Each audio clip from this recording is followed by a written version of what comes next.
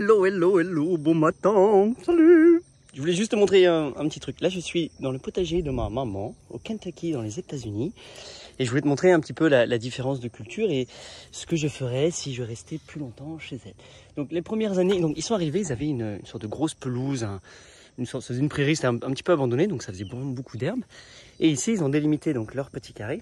Donc déjà, ils ont dû mettre les barrières parce qu'on a beaucoup de chiens et donc les chiens viennent gratter, etc. Et ils ont commencé à tout labourer. Première année, ils ont mis un peu de 10-10-10, je crois, l'engrais comme ça.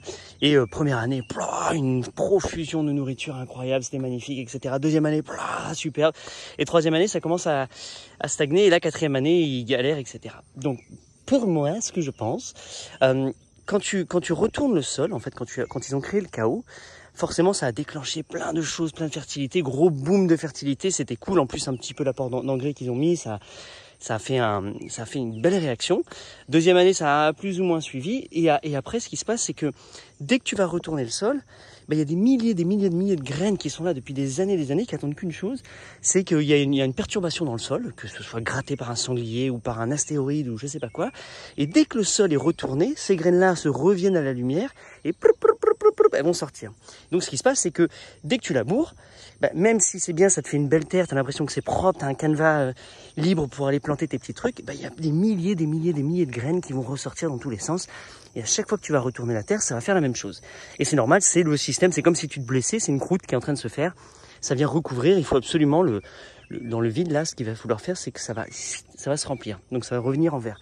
Et donc qu'est-ce qui se passe? Il y a des sortes d'amaranthes qui sortent, il y a plein d'herbes, des genres de chiens-dents, des trucs bizarres. D'ailleurs là, attends, je vais t'en trouver. Celles-là, elles sont coquines. Je sais pas ce que c'est. On dirait des sortes d'amaranthes, des trucs comme ça, mais elles ont des piquants de ouf. Et donc dès que tu veux les sortir, là, je sais pas si tu vois, ça fait des pics comme ça, je me défonce les mains.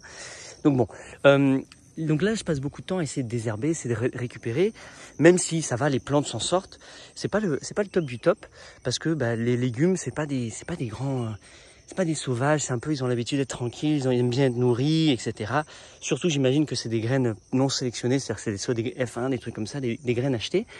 Donc elles ont besoin d'avoir l'espace, d'avoir une bonne terre, de la bonne eau, etc.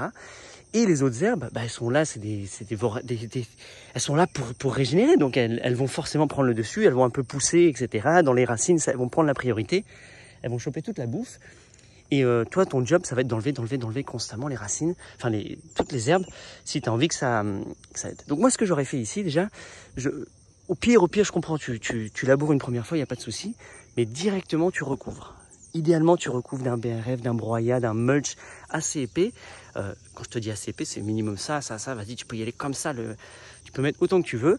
Un mulch, pour moi, varié, donc il faut absolument de la matière carbonée, donc tout ce qui peut être le broyat, le bois, tout ça, mais aussi un truc qui va quand même se décomposer avec le temps, pour que le sol, la biologie du sol, puisse, par en dessous, faire manger et l'incorporer dans le sol. Et ensuite, toute la biologie va se développer, va manger tout ce broyat. Et c'est l'activité de la biologie, de leur vie. Ils se chassent, ils mangent, ils font caca, etc. Et c'est là que les plantes vont pouvoir pomper. Donc quand tu mulches tout, t'as plus qu'à écarter le mulch et tu mets tes petites plantes. Et il y a beaucoup moins de plantes qui vont réussir à sortir. Il y en aura toujours parce que c'est vraiment, elles sont là pour la vie. Et elles ont envie, il y a des gens qui luttent dans la vie. Et ces plantes-là, elles vont réussir à sortir. Mais ce sera beaucoup plus facile pour toi d'aller retirer clic, une par un. L'autre option, c'est effectivement d'acheter les bâches exprès super bien solides, bien foutues, etc. Alors, moi, je suis pas trop pour le truc biodégradable. Pourquoi? Parce qu'en fait, j'ai l'impression que ça va... Ou le plastique pas cher, parce que ça va en foutre partout avec le temps, ça va s'effriter, et puis tu vas en retrouver partout dans le champ. Donc, quitte à prendre un plastique, prends du plastique bien solide, ou de la bâche d'ensilage, des trucs, recycle-la, il n'y a pas de souci. Mais évite les trucs trop pas chers, trop cheap, parce que tu vas en foutre partout. C'est pas le top du top, mais dans certaines conditions, si t'as pas d'autre option, tu mets ton plastique, tu me fais tes trous, et là, ça étouffe vraiment tout. Le souci avec le plastique, pour moi, c'est que c'est un petit peu plus difficile de faire un apport de matière organique, sauf si tu le fais avant et après tu mets la bâche, ou sinon, tu irais dans chaque trou, tu vas aller venir nourrir avec du compost, du thé de compost, etc.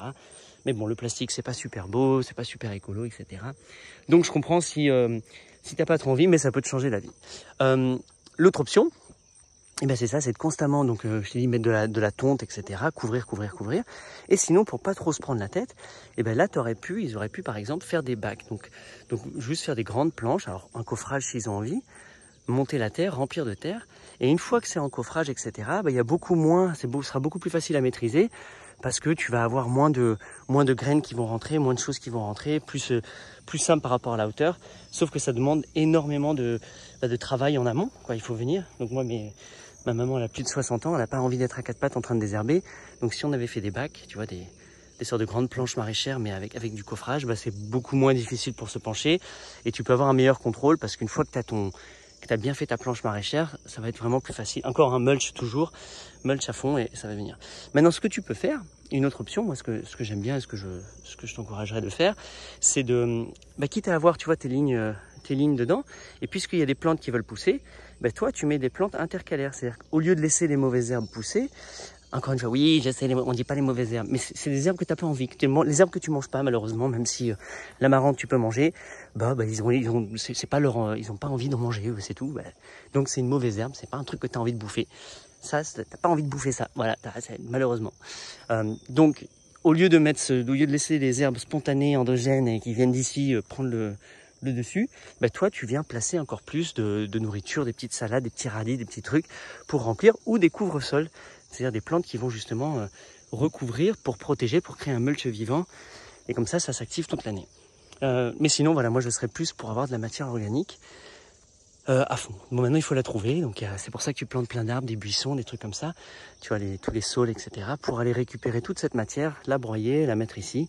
Et sinon, tu demandes aux élagueurs autour, tu demandes aux gens qui ont de la matière organique, ou t'achètes ici ils vendent beaucoup de mulch.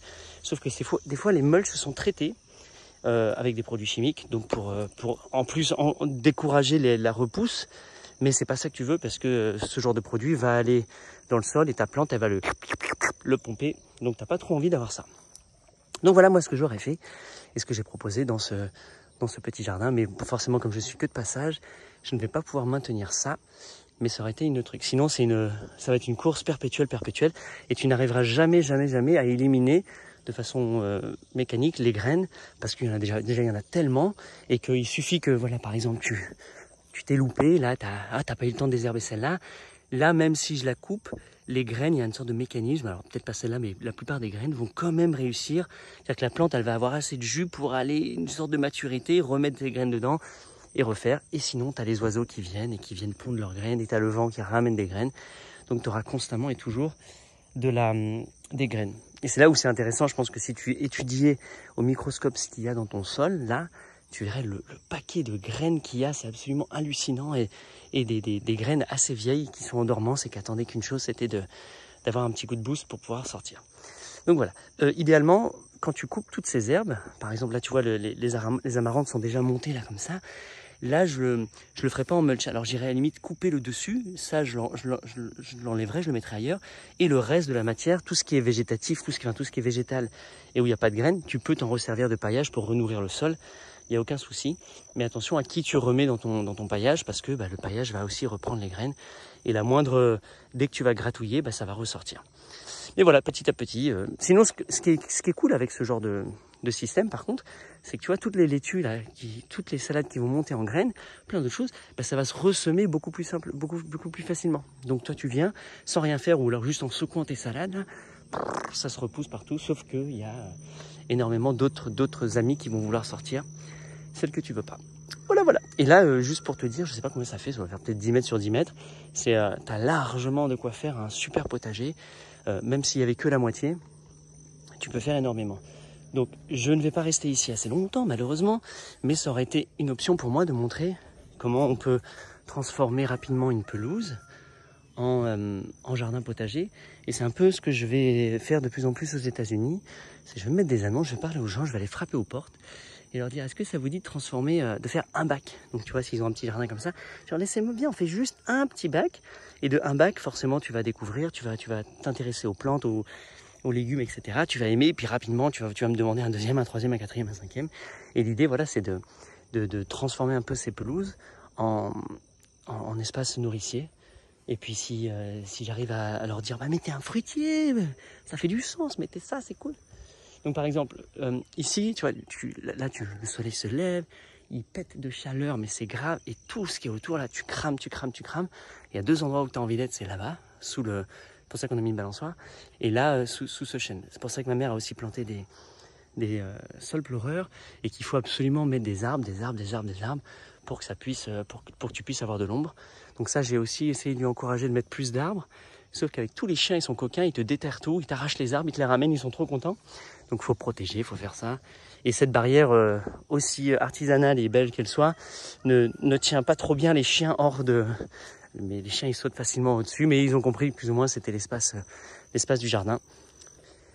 Donc voilà, bon, petit tour. J'espère que toi, tu te lances dans ton jardin, que tu as un beau jardin, que tu continues et surtout que tu encourages d'autres personnes à faire de même, à planter, à cultiver, à développer un peu toute cette abondance nourricière, parce que moi je trouve ça vraiment fascinant. C'est aussi bien une œuvre d'art qu'une œuvre humaine, qu'un plaisir, qu'un bonheur, vraiment c'est un truc. Et c'est depuis que je fais vraiment pousser de la nourriture que ma connaissance de la biologie, des phénomènes naturels, tout ça, j'ai l'impression que ça a ouvert des portes incroyables dans ma connaissance et ma conscience. Donc pour moi c'est une porte d'accès, un vortex pour rentrer dans un univers phénoménal. Parce que de là, tu passes aux champignons, aux insectes, aux oiseaux, tu commences à comprendre les cycles, les phénomènes, comment tout est connecté. Et la conscience, elle s'ouvre en grand, de grand, de grand. Voilà, vive la vie. Ah oui, juste tout autour, là, il y a les asperges, il y a toutes les framboises, il y a des cassissiers, il y a des vignes, etc. Enfin bref, les rhubarbes. Donc toute la bande du tour, autour, on va dire, c'est les pérennes, c'est celles qui vont rester, qui vont vivre, ça fait une barrière, et à l'intérieur c'est là où tu cultives le truc. Moi je pense que j'aurais mis peut-être dans celle du fond là, j'aurais peut-être mis des petits arbres fruitiers ou d'autres petits fruits, mais encore tout dépend la configuration de ta maison, si les animaux ont accès à ça, parce que généralement les poules, si elles viennent ici, elles te font carnage, donc il faut aussi penser à tout ça. Et eux, ils servent à faire fuir quelques bestioles qui viennent.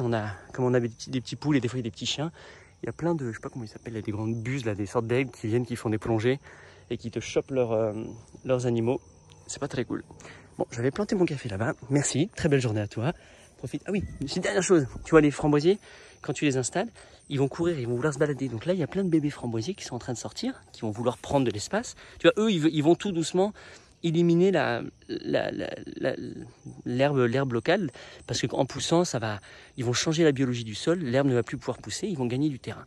Donc toi, ce que tu peux faire, c'est tu viens, tu prends, et tu le remets un peu plus loin, tu les déplaces, et comme ça, tu peux, ou tu le files à ton voisin, tu fais ce que tu veux. Et ça, c'est comme ça avec plein de plantes. Donc c'est infini, et ça t'apprend aussi la générosité, parce que plus tu as des plantes, plus tu peux ensuite, toi, les redistribuer. Par exemple, là, les courgettes, elles commencent à donner, et ça devient, après ça devient n'importe quoi, t'en as tellement, tu ne sais plus quoi en faire. Allez voilà, belle journée, ciao!